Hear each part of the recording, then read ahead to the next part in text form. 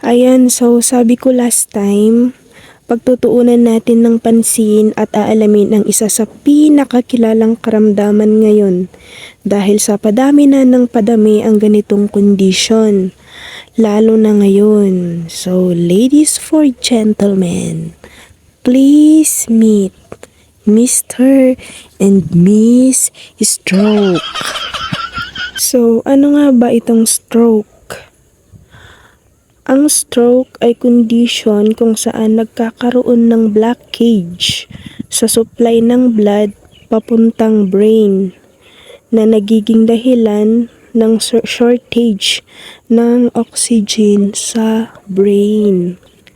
So kung hindi ninyo naintindihan, maiintindihan nyo din after further discussion gaya ng pag-intindi mo sa ugali niya. Charot! So, itong stroke kasi na ito ay tinatawag din na brain attack. Gaya din lang ng heart attack kung sa puso naman. Yun bang attack na nagising ka na sa katotohanan kasi hindi ka na mahal?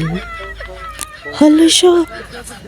So, etong stroke ay considered na cerebrovascular disease.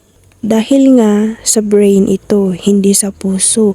Puso, puro ko na lang puso. Hindi, joke lang. Ganito kasi yun. Kapag hindi nakatanggap ng sapat na oxygen ang brain, doon nag-uumpisa ang damage or problema sa brain. Gaya na lang ng yung hindi sapat ang natatanggap na pagmamahal ng puso mo. Kaya ka nga nasasaktan, kaya nagiging problema. Ganon. So, yun na lang muna sa ngayon. Sa susunod na video naman, aalamin natin kung ano yung 3 types of stroke.